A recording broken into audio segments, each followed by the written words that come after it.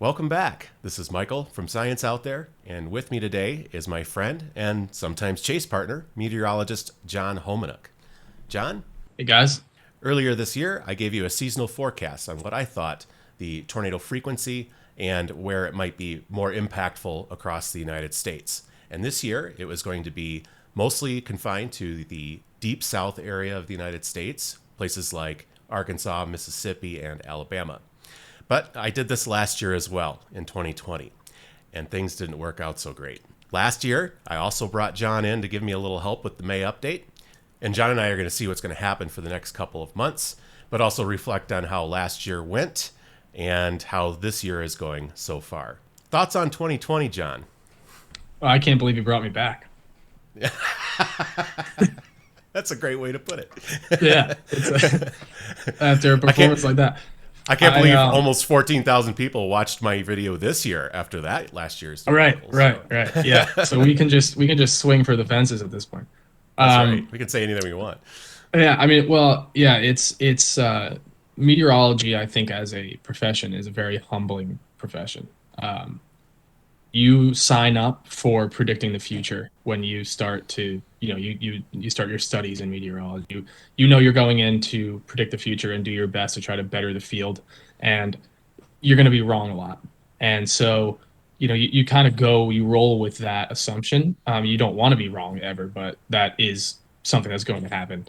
And 2020, I think, is a year that is a learning experience for everyone, including myself and yourself. Mm-hmm. um, when I look back at it, you know, this time last year, I think we were pretty excited about what we were seeing. The base state of the pattern looked really good.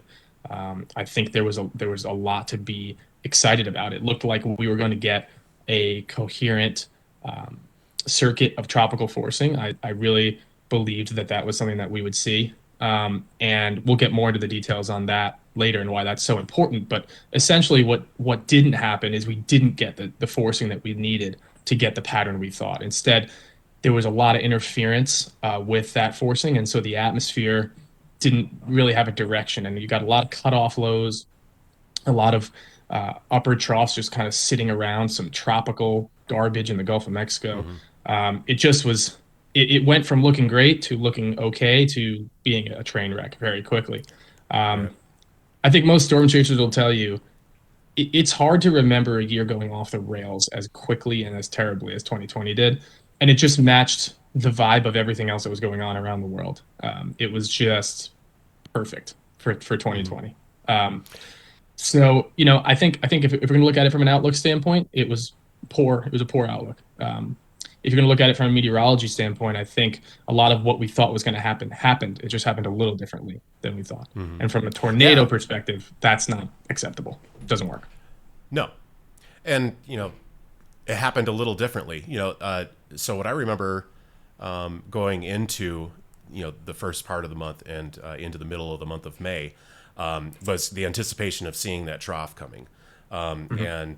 And it did. It arrived. The moisture just wasn't as good because I think there was some stuff that was going on in the tropics at the time, or there was a cutoff low out east. I mean, I was in chase mode. I was out chasing. I wasn't paying attention anymore to you know, large scale synoptics and tropical forcing and how that was evolving. I was just seeing a Right. trough coming. There's a little bit of moisture Yeah. under there. I went out there, I started chasing, and I'm like, what's the deal? How come this is downtrending every morning? What, you know, we were going to have 45 knots of flow. Now we have 30. Yeah. And then Yeah. later on in the month, we got Cutoff City. We got a couple of tropical cyclones in May, which, talk about 2020's tropical season. That was the record breaker to beat all record breakers. And Hmm. it started with an active May, a whole month before tropical season, hurricane season is supposed to begin. So while there were several opportunities as a chaser for me to be out there, it just didn't result in tornadoes. There was always the way I explain it, there was always 5% too little of something, and sometimes everything. Just not Some enough days it was flow. some days it was 5% too little of everything possible. Yes, exactly. Yeah. And for my 2020 forecast, not only did the planes underperform way underperformed compared to analogs that I chose, and some of the things that I was seeing in the teleconnections and how that early or that late winter was going. The Deep South was also overactive. So, I have painted, blue in the Deep South, red in the plains. And what happened? Exact opposite. Yeah. And then May and June both were quiet. And then finally, something happened in July. So tell me about your experience in July, or one of your experiences, the good one. Yeah, the one good tornado memory of the year. So that was an interesting trip because I didn't, and this actually it's perfect for 2020. I had no intention of chasing. I was out there for a wedding in Iowa, and I happened to be, like most chasers do, looking at every piece of information available and trying to see if there was any shot of maybe seeing a supercell at some point while I'm out in the Midwest in the middle of July or early July, I think it was. Um, and it just so happened that the trough that we were waiting for was coming, and it was over Montana and Idaho, just barely sneaking into Montana and kind of sliding down there. And so you had decent southwesterlies, a loft there, and a surface cyclone developing. It was kind of a little bit of a mesoscale threat, but um, the long and short of it is decided to make the drive from Iowa to the Montana Wyoming border, and two supercells formed, and they kind of they played around with each other's environment a little bit for a while, and then they had to sort themselves out. And then once they did, the southernmost supercell did produce a pretty photogenic, fully condensed tornado, which in the year 2020 felt like the ultimate prize. At that moment, remember, Ashby hadn't happened yet, so I was over the moon with that. And as a legend would tell you, the next day was Ashby, and I did not see that one. But I did get my Montana Wyoming tornado right on the border. It was great. It was in July. The funny joke, I told you this the other day. I went into 2020 saying I wanted to see a tornado in Montana. So here I am thinking I can claim victory in July, and I posted it on social media, and a couple people commented back to me and said, actually, that tornado is technically in Wyoming. It's not in Montana, which was just perfect. It was just perfect. It's a perfect way to sum up 2020. It was just another swing and a miss for me. That just means you have to go back to Montana now. Oh, I hope I get there this year. I hope. I love it. I think it's one of my favorite places I've ever been is Montana. But not to derail the conversation too much. But I did get a July tornado in Montana / Wyoming. Yeah, it's beautiful in Montana, and if you're going to get a trough in Montana, July is the month to do it. Climatologically, that's when and where that might happen. So at least something in 2020 made some sense. But yeah, speaking of Ashby, our buddy Mike Mars, what a Chad, right? Unbelievable. Unbelievable. Just so much seeing screaming, him. I'm kidding. I'm kidding. Well, I loved it. Let me tell you, I loved every second of that video, and every second. That is pure, unfiltered passion, man. That was just amazing. I loved it. I loved that whole thing. You could just see how alive he was in that moment. Oh, yeah. And I mean, it was an amazing tornado. He had a very close intercept, and it looked reasonably safe, even though he was getting corn cobs chucked at his face. And as safe as you can be from 300 yards away. Was it even that? I think it might have been 50. No, I don't think so. Yeah. Oh man, but yeah. Shout out to Mike. Yeah, that was a great video. Yeah, there were other people there in that area, but his had the most passion in it, and of course, he's a buddy of ours. So I would say one of the best tornado videos I've seen. Yes, easily. Yeah. So, one of the things I wanted to talk about next is, you mentioned earlier how difficult it is to be a meteorologist. You're predicting the future, and meteorologists catch flack even when they get the temperature off by 10 degrees for the next day. But it just the temperature was right. It was just 20 miles away, right? There's just these fine scale differences that they'll get all kinds of flack for no real reason. Meteorology is a probabilistic forecast. And for long range, we have the climate forecasting system, the CFS. And this is where it gets really, really difficult. When you're talking about modeling the atmosphere for days, weeks, and even a month or more, the smallest change makes a huge difference down the road. Yeah. And we have things like ensembles that run multiple times and give you multiple solutions and give you a probabilistic forecast, a general idea Yep. of what might happen. And one of the ways, or one of the models that we use is the CFS.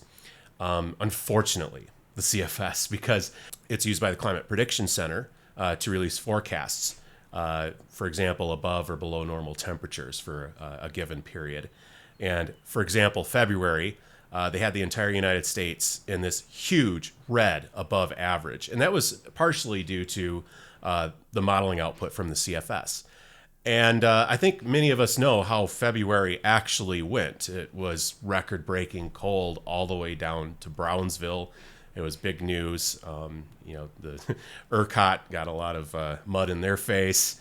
But yeah, I mean, this can be really hard. This was forecasting a month, just the month before. And here we are trying to, grasp at straws to produce a tornado forecast, months in advance. And so when I'm doing my tornado forecast video in January, I obviously put a lot of humor in it because you can't take it that seriously. And, sometimes I'm going to be extremely wrong, like I was with 2020. And sometimes I'm going to be right. I don't know if that means there's any skill to that or if it just means that I got lucky a couple of times. I might have been right about 2019. I might be right about 2021. It doesn't necessarily mean that it's skillful at all. So our seasonal analogs this year that I picked, and I think you had slightly different ones, but they were kind of along the same lines. We had 2011, 1965, 1971, and I think 1955, if I'm not mistaken, for me. Those years were a mixed bag for the plains. Central Plains were either completely quiet or, in some cases, extremely active. The consensus between them was that the Deep South could be in for some dangerous weather events if they played out just like those years. So our seasonal analogs for this year kind of looked like that. But I think they've maybe changed a little bit from the original. I feel like for me personally, this year's playing out a little bit more like 1999 did than 2011. Although I do see some similarities in how the end of winter looked with 2011. That continued. January, February, very 2011-esque, if you will. And if you're having a year like 2011, you'd get really concerned closer to the end of April, or even the middle of April for that matter. 1999 had some similarities, and one of them was an extremely quiet center half of April like we're having right now, followed up by a very active pattern. So, John, what are your thoughts on this season right now, how it went and where we're headed as far as maybe analogs are concerned or similar years that you've seen in the past? Yeah, I think one thing to take away from this year so far is first of all, it's very different than last year. Background state of the atmosphere, specifically in the tropical Pacific, is very different from 2020. The forcing type is different. Last year we kind of have almost like was acting like an El Nino type forcing. And this year, it's much more of a La Nina flavor, or at least it's kind of trending back that way. There seems to be a lot more coherency to these waves that are coming through. We saw a coherent MJO passage just about a month ago in March, and that led to a very, very active period of severe weather, specifically in the southeast United States. But I think, one thing that I have noticed in particular is the coherency of these waves of convection that are perusing through the tropical Pacific. I think when you compare it to last year, it's very, very different. And that right off the bat is a major change from, if you're looking at a medium or long range forecast and you're comparing it to last year, it's not even in the same ballpark, so you can just forget about it. So that's one thing. Looking back at the analogs, I think, analogs are a very important part of long range forecasting, right? I mean, you want to be able to draw back on years in the past to see based on conditions that we have right now, how might the atmosphere act? How might things transpire? But at the Hmm. same time, there is a certain level, there is a limit to how much you can really use them. And that's especially true with the changes that are ongoing to the climate. I think it's really important to remember that. And so when you use years like even 1999, and especially as you get back into the 70s and 80s, there is a limit of how much you can really apply that to your long range forecasting process. Hmm. To directly answer your question, though, I do think that 1999 is a decent way to look at this right now, just because there are a ton of similarities in terms of the Enso state, the way that things acted, especially in April, as you mentioned, and the way that the tropical forcing is progressing. Very, very similar. And everyone knows that 1999 got off to a fast start in the early part of May.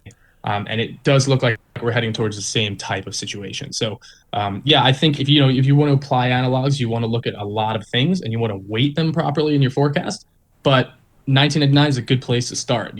For any amateur forecasters out there that are looking to apply this to their forecast, I would check out the conditions in the year of 1999, specifically during the month of April. Look at what happened during the winter, and you'll see why we are really looking at this as an analog that we can use and apply to our forecasting process. Yeah, and another one, our sea surface temperatures globally are identical basically to Yep. 1999. So Yep. that's partly the driving force, really. You mentioned the ENSO state, and yeah, especially when we get this late into the spring. Not that it's really late spring yet, but when we get Not into this yet. part of the spring, you know, those analogs, whatever I thought they were in January, stop mattering. Really, Right. at this point, we're looking at things like subseasonal forecasting, and we've already Correct. touched a little bit on the MJO. So let's talk about why Yeah. March ended up being so active and what led to that active period in the Deep South and our success there, for that matter. Yeah, well, I mean, the main thing, and you might have some too that you want to discuss, but the main thing for me that, and I mentioned it earlier, was that coherent passage of the MJO through a very important part of the tropical Pacific, through phases 8, 1, and 2, which are very well known in the community as like the phases, the passage that you want of this tropical convection in this entire process. You want to see that evolution, Hmm. because historically, and it's not always the case, but historically, these are associated with jet extensions, and they're associated with the forcing that helps to bring troughing into the western United States. In this case, during the month of March, the wavelengths are a little different, and the pattern across the hemisphere is a little different. So when you get an 8-1-2 progression like we did see in March, which was a very favorable one, there was really not a whole ton of interference with it. It made it through. It did its thing. We started sending troughs into the central United States, and as fate would have it, the majority of instability was over the southeast United States, and so there was a ton of activity as you kept sending these disturbances in, and there was plenty of moisture, plenty of instability in the atmosphere. And we had a barrage of severe weather events. I mean, there were so many. I don't remember the exact stats, but there was a 2 week period there where we had like an enhanced risk or moderate risk pretty much every 3 days. So, um, that's something to look for. And I think the segue here that'll bring us to eventually is that we're looking at a similar 8-1-2 progression being forecast coming up, and it's very, very important to watch exactly how that happens. For sure. And, I get asked, and you do too, by even seasoned chasers or weather enthusiasts, just what the heck am I looking at? They see the MJO chart. Yeah. Yep. What is the MJO? Give me the 30-minute explanation. I'm just kidding. We'll do shorter 30 than minutes. Wow. Unbelievable. If you want a 30-minute explanation, we can sit here for a while and I can. that. So the MJO itself is kind of fickle and can be complicated to explain. So I'll try to explain it in a very, very simple way, and I'll save the hour-long explanation for our next video. Um, but the MJO also it is called the Madden-Julian oscillation. So MJO is just an abbreviation that we use in the meteorology community. What the MJO is it's measuring the oscillation mode of the activity in the tropical Pacific. So the MJO is an eastward moving variable thing. It's a disturbance, right? There's convection associated with it, thunderstorm activity. Um, Whereas ENSO, so La Nina or El Nino, is a more measuring something that is stationary. It just is the sea surface temperatures that are existing in that region. So the way to think of the MJO is it is in motion. It's an eastward moving variable in the tropical Pacific, and so the way that it behaves and where that convection and where that thunderstorm activity is located is measured in phases. So you have, if the thunderstorm activity is in the Indian Ocean, it's in a certain phase, and then it moves further east and it's in a different phase. And so we measure the phases out based on where the convection is traversing in the tropical Pacific. And so what we look for is the impacts that that convection can have on global circulations. And it is very well known in the meteorology community that the MJO itself, that tropical convection that exists, has dramatic impacts on the weather in the mid latitudes. So, that's us in the United States. And so the progression of the MJO through phases 8, 1, and 2 is associated with the development of troughing in the western United States and heightened severe weather activity. One of the first things that happens typically when the MJO traverses these regions is the development of an extension of the upper level jet in the North Pacific Ocean. So the tropical Pacific is more, down near the equator, and then the movement of that convection and those thunderstorms eventually helps kick off, amongst many other things involved. I'm overly simplifying this, but eventually helps kick off an extension of the mid-level and upper-level jet in the North Pacific Ocean. And that sets off an entire other sequence of events that eventually leads to troughing developing in the western United States. And so as a result of that, we often look for, especially this time of year when it comes to chasing, are we going to get a progression of the MJO through phases 8, 1, and 2? Is it going to be a strong, coherent progression where this thunderstorm activity can have this effect on the circulations around the globe that we know is often associated with troughs moving into the western and central U.S. that produce thunderstorm activity? Mm-hmm. And so a quick primer on the diagram and what that means. So it's basically showing you where, like a clock. So it's basically. Yeah, well, that's funny. So a quick primer on that diagram that we've been talking about and why it's got numbers on it. It's like a clock dial where each section of the clock represents a different phase where that thunderstorm activity is occurring, whether that's over the Indian Ocean or the Western Pacific and finally the Western Hemisphere. And so it shows you on that diagram where it is, and then also the distance from the center point is the amplitude of that convection. So when we have a decent amount of amplitude and we travel through that 812 phase, and usually this is going to be counterclockwise that we go through this, that's what we're watching for. We're watching for that activity to arrive, basically. And then that's going to lead to often the setups that we're looking for enhanced severe weather activity here in the United States. So what we're beginning to see in the long range is some rather impressive looking setups. We've got some setups as early as this Friday, but some additional ones coming next week. So yeah, John, let's talk about how this upcoming pattern that we are now getting from this jet extension and these waves coming in, this upcoming pattern and what that might mean for the month of May. Yeah, I think we are seeing the development of a very notable jet extension in the North Pacific, which is often associated with the MJO phases that we discussed. We are seeing forecasts on all ensembles for a coherent MJO propagation through very important regions, which is a very big difference from last year. One of last year's many problems was that the progression of tropical forcing was interfered with. So without getting into too much detail, we did not have the coherent progression of thunderstorms through the tropical Pacific that we needed in order to get the conditions we thought we were going to get in the central U.S. last year. And a major reason for that was because the convection, the effects that it usually has, were mitigated. They were interfered with. Is a very simplistic way of putting it. And so This year, all the signs are there, all the flags are up that this will not be similar to 2020. There is a coherent passage of the MJO in the tropical Pacific, and models are picking up on that. After 2 weeks of every model showing doom and gloom, we now all of a sudden have the ensembles picking up on the idea that there will be this jet extension.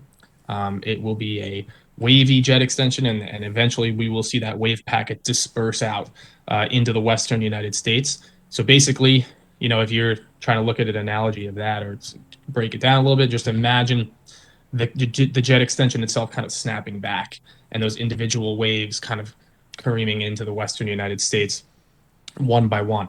The first wave, that's I think a little bit out ahead of the main issue. The main packet here is going to be this Friday coming up, which, as you said, I think this video will be out by then. But that'll be the first in a long series. The first actual wave that I would consider to be associated with the jet extension will be early next week, Tuesday. I think there will be a threat for a severe convective event in the central United States. Obviously, 6, 7 days out from as we're recording this right now, way too early to get into any details, including the timing impacts, things like that. Storm Prediction Center has put out a day 7 risk for parts of the South Central Plains, so worth noting that. But I do think it is way too early to discuss any specifics. However, that is the first in a series of waves. The next one looks likely to come the weekend following that, so that's May 1st. And then some muddled signals after that as to when the next one will come, but it will come. The jet extension is going to send these waves out. That propagation is going to continue. It's a real thing. It's happening. And so the takeaway here is that it's very likely that we're going to begin May in an active pattern. I think it is a fool's errand to try to get into more details or try to really dive into, which event is going to be the best, which wave is going to be the best, what day do we, whatever. It's way too early for that. What we know with high confidence, it's a very big difference from last year's video. With high confidence is that we're gonna go into May here in a pattern that has a background state that is very favorable for above normal severe thunderstorm events in terms of not only frequency but intensity in the central United States. Yeah, and I'll mention that day 7 risks from the Storm Prediction Center are actually quite rare, and typically when there's that much visibility on that impressive looking of a setup that far out, there's reasonable certainty that when we get to that day, there will be severe weather somewhere. We don't know what kind exactly. And one of the reasons why we don't want to look too much in the details is out of the mini models we have to look at, they don't agree with themselves and they don't agree with each other on any of those details. But occasionally you will see a run that will come through that just looks so epic. There are literally people making comparisons to past events that I won't name here. Making comparisons to past events that were some of the most legendary, Yeah. And it's dangerous to make those kind of calls. You don't want to scare it away. Yeah, right. Yeah. Be gentle. But yep. But something that I've observed with the way these waves are progressing that's different than 2019. First of all, 2019, this all happened in the latter part of May.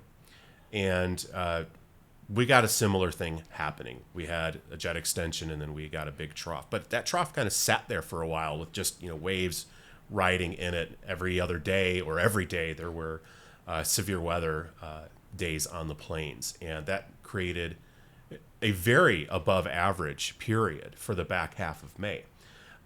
This time it seems more timed for the very latter part of April and the first week or two in the month of May. And these seem more like one and done troughs. It rips through. It looks like maybe there's something going on for the plains. Then we get something going on for the deep south.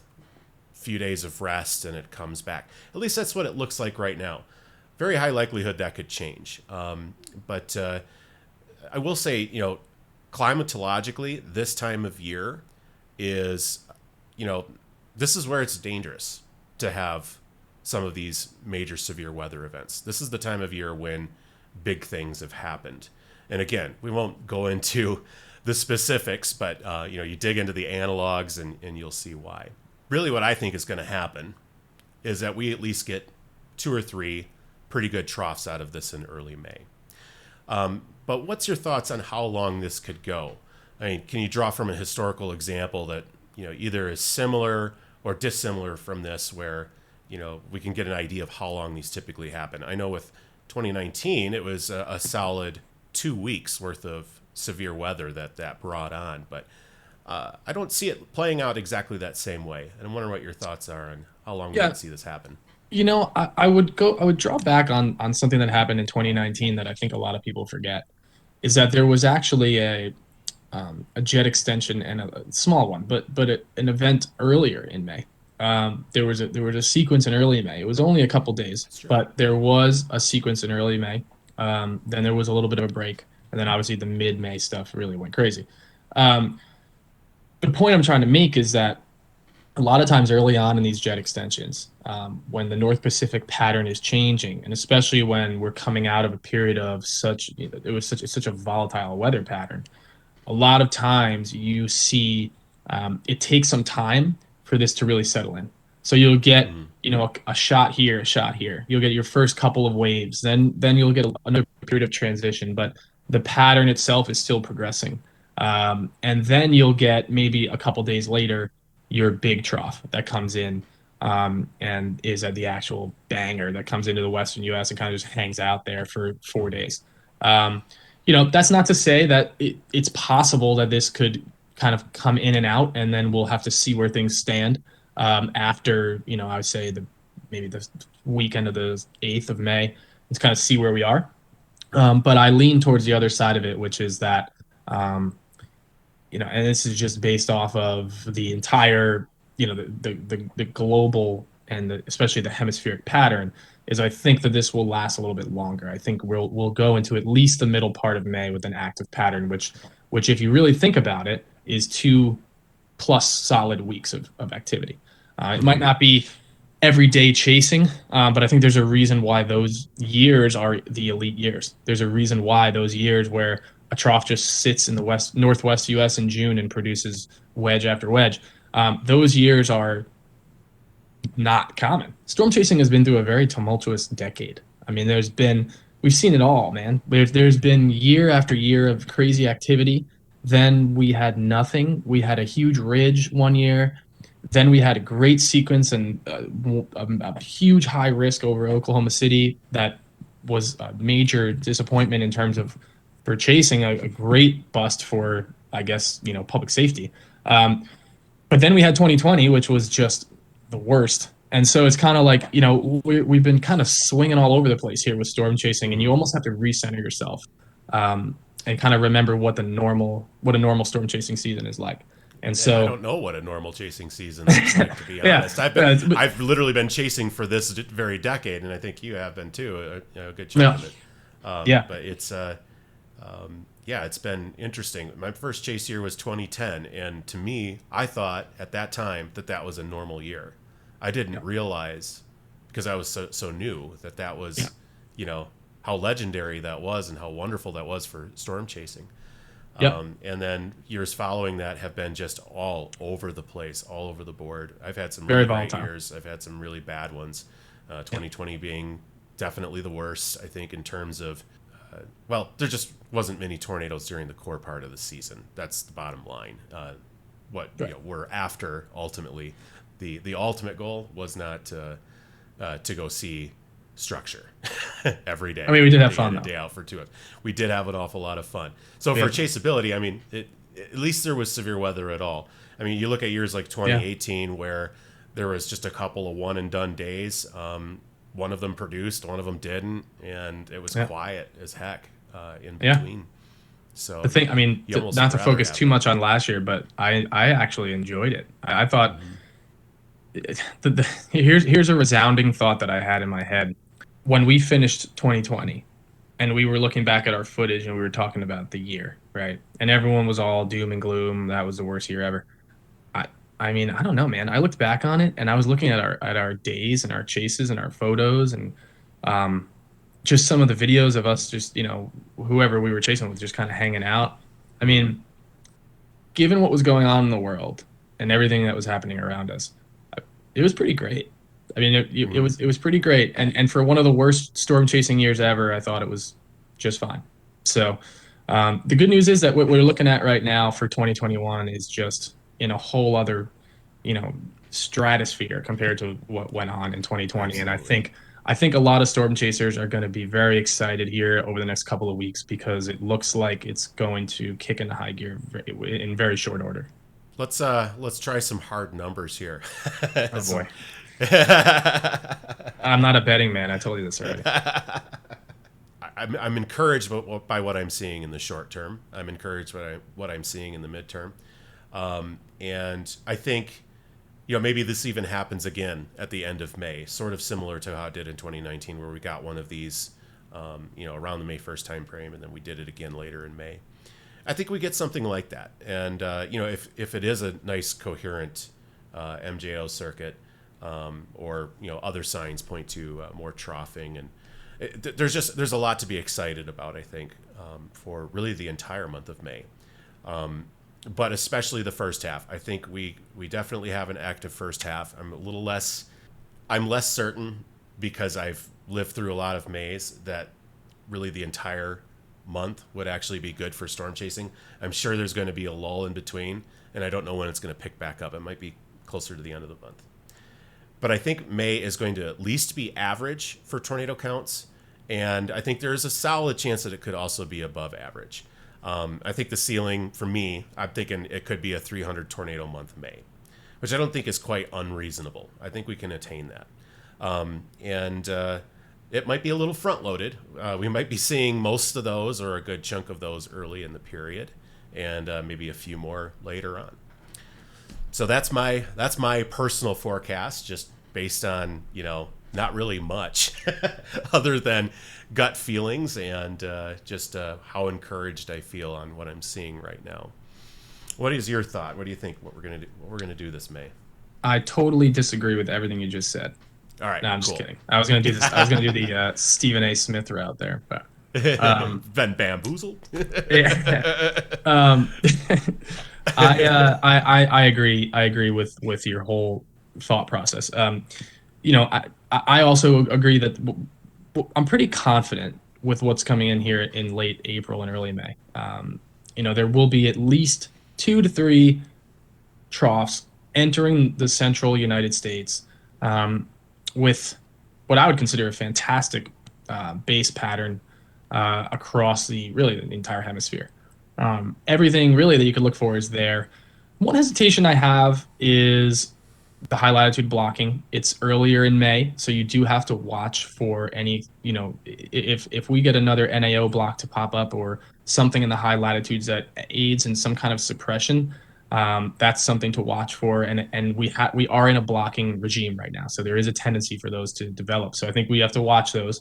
But overall, you really can't ask for more in terms of a circuit through the tropical forcing and the angular momentum. Everything looks fantastic. You have the SST configuration that you want. There really is, like we mentioned, a coherent passage of the MJO. The jet extension is there. I think we'll have a hot start here in early May. I think there will be a couple of troughs coming in that will lead to a very active start to the month where, we'll be looking at graphs right around May 10th or 15th showing, above average tornado numbers.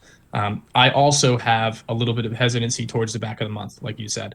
I think it's just very uncertain at this time how things are going to behave. And these patterns have a tendency of, if the tropical forcing flies through these phases and ends up going back around the circuit, the tornado numbers, I believe Victor Jensenia has a great paper. I can't remember exactly what it was, but I saw the graph a couple of days ago, but it shows the kind of just the aptitude for tornadoes in certain phases of the GWO orbit. Mm-hmm. And you'll notice there is a major drop off as it moves through into phases 2, 3, and 4. And so there's just a lot of uncertainty into how this tropical forcing is going to behave. And I do think that there is the potential for a quiet period in there, maybe to mid to possibly part of late May. Um, all of that being considered, given the hot start and the uncertainty late month, I'm right in line with you. I think average is a great bet. Slightly above average, a distinct possibility. And I think it will feel for all storm chasers like an unbelievable season, because average tornadoes in May compared to last year is incredible. It's going to Yes, be it certainly is. and even from an operational or impactful perspective, I think if you live in the central United States, it's important to note that as well. Last year was a very quiet year. The word average can be a little bit deceiving. You know, the average Mhm. tornadoes in May in the central U.S. There's a lot of tornadoes, so be on your toes and stay aware as this pattern comes barreling in here in the next couple of weeks. And I will point out too that if it weren't for what we're going to get here with this Western troughing, if you look at drought maps, this could be way worse as far as rainfall is concerned over the central U.S. I think if we don't get this severe weather pattern, it ends up being a pretty bad thing, especially for agriculture. Yeah. When you're talking about the type of pattern that these types of years, these Nina seasons, can produce. You can think of examples like 2012, where it was hot and it was dry immediately in spring. And, we're already too dry in much of the western U.S. and southwestern U.S. So Definitely. we'd only make this situation worse if we didn't get some of this help from this tropical forcing and, resultant severe weather. It can be dangerous, but it can also be a great thing too, that we get some timely rain when we need it while we can get it. Well, and you look at the last MJO circuit in March, and it produced a very active pattern from the Rockies down into parts of the Western Plains. But those are areas that really needed that snowfall and rainfall. And I think that was huge because the drought conditions were getting really bad in those regions pretty early. So I believe you mentioned it in Colorado. Having that snow and having that rain in those areas is important at this time of year. Yeah, I would like to have a camping season this year. I would prefer the mountains not burned to the ground like they You're did not fire last. chasing again? No, nope. I don't know how that works exactly. I'm not sure if I would try that or not. All right, I want to thank everybody for watching, and I want to thank John for being a guest again on our little May update show. We're not just going to do a one and done video here. You can always hit us up on Twitter. Our Twitter accounts are going to be on the screen for you. Like and subscribe. Share this video if you like. So if you have any questions about this year's forecast or how this season is going, or want to comment on how it's been going, if you're watching this video in the future, you can leave us a comment down below or ask us a question. Thanks for watching, and we'll see you in the next one.